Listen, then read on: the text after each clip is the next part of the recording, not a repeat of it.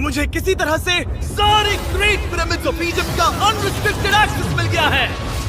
ये मेरे आज तक की देखी गई सबसे कूल चीज है। हम एंशिएंट फेरोज के टूम के अंदर जाने वाले हैं, ऐसी जगह जहाँ एंटर करना लिटरली इलीगल है क्योंकि यहाँ बहुत खतरा है। अगर हम गिर गए तो? ओ हाँ, तुम बेशक मर जाओगे। हम स्विम करके पिरामिड्स के नीचे बने एक सीक्रेट अंडरग्राउंड टूम तक भी जाने वाले हैं। Oh my God! हमें एक्सप्लोर करने के लिए सिर्फ 100 घंटे मिले हैं और हम शुरू करने वाले हैं अभी इसी वक्त। मेरे पीछे आओ बॉयज, मजा आने वाला है। ये कितना खूबसूरत है। किसी ने यहाँ ये पत्थर 4500 साल पहले रखा था। बिल्कुल सही, ये पिरामिड लगभग 4500 साल पुराना है। जिस पैसेजवे में हम हैं वो हमें वहाँ ले जाता है जिसे इजिप्टोलॉजिस्ट कहते हैं किंग कुफू का टूम, वो फेरो जिसने शायद पिरामिड्स बनवाने का हुक्म दिया था। ये कमरा द ग्रैंड गैलरी कहलाता है। हमने इस पिरामिड का कितना % एक्सप्लोर किया होगा?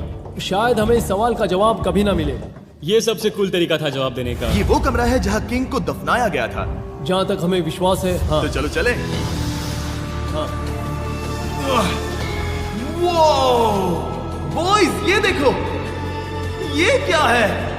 4600 साल पहले इस कमरे में शायद किंग का ममिफाइड शरीर रखा था। ये वही जगह है जहाँ फेरो को दफनाया गया था। हमारा मानना है कि मरने के बाद ये उनकी कब्र थी। क्या मतलब है? हमें पक्का नहीं पता। मुझे लगता है कि इस पिरामिड के अंदर कहीं और भी एक चेम्बर है जिसे हमने अब तक नहीं ढूंढा है और उसमें शायद राजा का शरीर हो सकता है। पता है क्या, इस वीडियो में हम वही ढूंढने वाले हैं क्योंकि हम सच में पिरामिड्स के सैकड़ों फीट नीचे से लेकर धरती के सबसे बड़े एंशिएंट पिरामिड की सबसे ऊंची चोटी तक एक्सप्लोर करने वाले हैं।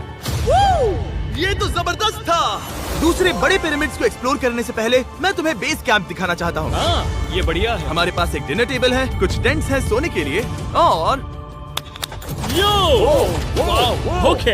यहाँ तक कि हमने लाइट्स भी लगाई हैं ताकि तुम पिरामिड्स को कैंप से देख सको। ये इस दुनिया की सबसे महंगी नाइट लाइट होगी। ये है वो पिरामिड जिसे हम एक्सप्लोर करने वाले हैं। मुझे सुबह 5 बजे शुरू करना है तो सब जाके सो जाओ। ये पिरामिड्स अपने समय के लिए इतने टेक्नोलॉजिकली एडवांस थे कि कुछ लोग इनका क्रेडिट प्री इजिप्शियन सिविलाइजेशन को देते हैं, जबकि कुछ लोग तो एलियंस की थियरीज की ओर भी इशारा करते हैं। लेकिन इजिप्टोलॉजिस्ट को यकीन है कि इन्हें पहले के इजिप्शियंस ने अपने किंग्स के टूम्स के रूप में बनाया था। और इस वीडियो के अंत तक हम पता लगा लेंगे कि इनमें से कौन सी थियरी सच है। ठीक है बॉयज, उम्मीद है तुम अगला पिरामिड एक्सप्लोर करने के लिए तैयार हो, द पिरामिड ऑफ खाफरे। आखिर इस विशालकाय रचना की खासियत क्या है? हमें ये समझ आया कि हर पिरामिड के बाहर की केसिंग कैसी दिखती थी। एक जमाने में ये सब ऐसे ही दिखते थे। मतलब जैसे एलियंस ने इन्हें बनाया था वैसे? एलियंस ने नहीं बनाया। रामी हमें धरती के नीचे लगभग 100 फीट खाफरे के पिरामिड में गहराई तक ले गया। यहाँ एक ऐसी जगह है जहाँ इस आधुनिक दुनिया में से शायद ही कोई गया होगा। सच कहूँ तो हमें भी नहीं पता था कि हमें नीचे जाकर क्या देखने को मिलेगा। एंशिएंट इजिप्शियंस के पास कार्डबोर्ड था। हम काफी समय से मानते थे कि किंग काफरा को यहाँ दफनाया गया था और अब लोग यहाँ पर सामान रख रहे हैं। वो पिरामिड को रिस्टोर कर रहे हैं। जिमी, उन्हें औजार तो चाहिए होंगे ना? यानी कि असली बरियल चैम्बर कहीं और है। हाँ, रामी हमें उस रूम में ले गया जहाँ किसी जमाने में किंग काफरा की बॉडी को दफनाया गया था। मुझे एक बड़ी सीलिंग दिख रही है। हम इस पिरामिड के बहुत अंदर है। हम पहुँच गए किंग काफरा का असली बरियल चेम्बर। मैंने इससे अच्छी चीज आज तक नहीं देखी। भाई क्या बात है! ये क्या है? रुको, उस तारीख को देखो। जिसने ये लिखा है उसी ने टूम को डिस्कवर किया था। ये उसका दावा है कि उसने इस टूम को डिस्कवर किया। फेरो को यहीं दफनाया गया था। किंग काफरा के मरने के बाद उन्हें यहीं रखा गया था। इसके अंदर लेटना अपमानजनक तो नहीं होगा? अगर मैं तुम्हारी जगह होता तो उसकी जगह श्राप को लेकर ज्यादा डरा होता। वैसे उस शराब से क्या होता है? कोशिश करके देखो। नहीं। ठीक है, चलो शराब के लगने से पहले यहाँ से निकलते हैं। ओह माय गॉश, ये पिरामिड तो शानदार था। राजा का मकबरा हमारे ज्यादातर सवालों का जवाब नहीं दे पाया, लेकिन पिरामिड्स के नीचे गहराई में स्थित अंडरवर्ल्ड का एक दरवाजा शायद वो चीज है जिसकी हमें तलाश थी। ये गॉड ओसिरिस का टूम्ब है जहाँ बहुत ही ओह कम माय गॉड इंसान गए हैं। हम क्या कर रहे हैं? और जाहिर सी बात है अंडरवर्ल्ड के देवता का टूम्ब भी काफी गहराई में होगा। अब ये क्या है? ये देखकर तो बहुत गहरा लग रहा है। काल पहले तुम जाओ। Oh my gosh, oh my gosh, वो इतने आराम से नीचे कैसे जा रहा है? ये बस एंट्रेंस है काल। हाँ, अंडरवर्ल्ड के गॉड के पास जाने का। ये सीढ़ी काफी लंबी है। ये सच में बहुत गहरा है। अगर तुम गिरे तो ओह हाँ, तुम पक्का मर जाओगे। हाँ। अब तो सच में डर लग रहा है। मुझे इसमें मजा नहीं आ रहा है। और जहाँ हम सब पहले से ही डरे हुए थे, वहाँ आगे जाके हमें ये दिखा। 3000 साल पुराना। इंसान? मैंने इसे हाथ में क्यों पकड़ा है? ये खोपड़ी का हिस्सा ये है? एक खोपड़ी है। हाँ, ओ माय गॉड! जब हम नीचे जाएंगे हम इतनी गहराई में होंगे कि ऑक्सीजन की कमी से बेहोश होने का भी खतरा रहेगा। बिल्कुल सही। अब चैंडलर ओजाइरिस की कब्र की ओर बढ़ रहा है। ठीक है, ये मैं चला। ओह, मैं पानी में हूँ। ओह, तुम महसूस कर सकते हो कि यहाँ की हवा थोड़ी पतली है। रुको, ये क्या है? यहाँ एक पत्थर है। ये पत्थर या कोई ढक्कन? इस कमरे के ठीक बीच में गॉड ओसिरिस का सरकोफेगस रखा है। यानी कि यहीं पर है उस अंडरवर्ल्ड का दरवाजा।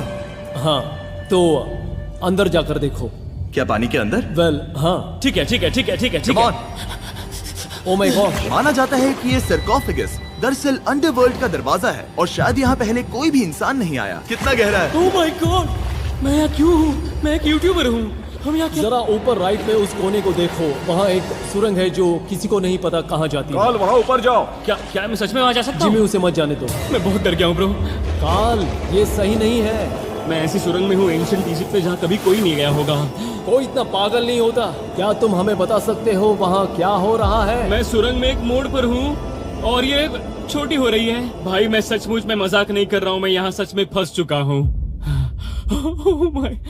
काल, तुम इतिहास बना रहे हो। मेरे पास मुश्किल से 1 इंच की जगह बची है। उसे ऑक्सीजन की सेफ लिमिट से ज्यादा समय हो गया है।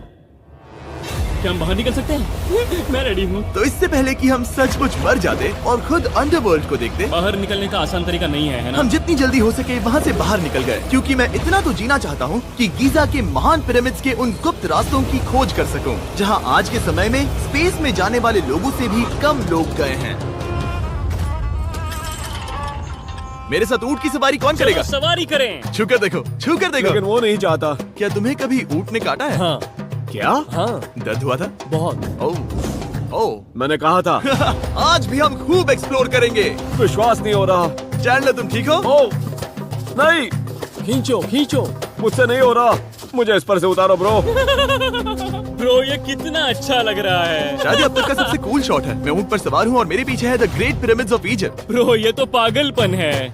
और अब गीजा प्लेटो के डायरेक्टर हमारे साथ तीसरे पिरामिड की खोज के लिए जुड़ रहे हैं, द पिरामिड ऑफ मेनकाउरे। अगर आप नीचे देखेंगे तो आपको अभी भी 4600 साल पुराना ग्रेनाइट दिखेगा। ये इलस्ट्रेशन आपको दिखाएगा कि ये पहले कैसा दिखता होगा। वाओ! लेकिन अब 5000 साल बाद ये कुछ ऐसा दिखता है। ये है मेरा दोस्त नोलन। क्या हम उसे वहाँ झांकने के लिए भेज सकते हैं? मुझे ऐसा करने को मिला जो आमतौर पर गैर कानूनी है। नोलन संभल कर। क्या आप नोलन पर चिल्लाना शुरू कर सकते हैं? वो डर जाएगा। किसी भी पिरामिड पर चढ़ने के ज्यादा मौके नहीं मिलते। मैं तो ये मौका नहीं गंवाने वाला। रुक जाओ। तुम नीचे आओ। नीचे आओ। नीचे? हाँ नीचे। ठीक है। नोलन बहुत हुआ, तुम्हें नीचे आना होगा। चलो। हाँ, मैं नीचे आ नीचे रहा हूँ। आओ अभी। चलो जल्दी आओ। अच्छा रुको, ये मजाक कर रहे हैं। चढ़ते रहो। ये एक मजाक था। ओह माय गॉड, तुमने मुझे डरा दिया था। ओह माय गॉड, मुझे लगा कि मैं आज गिरफ्तार हो जाऊंगा। आगे बढ़िए सर। चलो शुरू करें। वो रुको रुको, कैमरा नीचे करो। यहाँ इतना अंधेरा क्यों?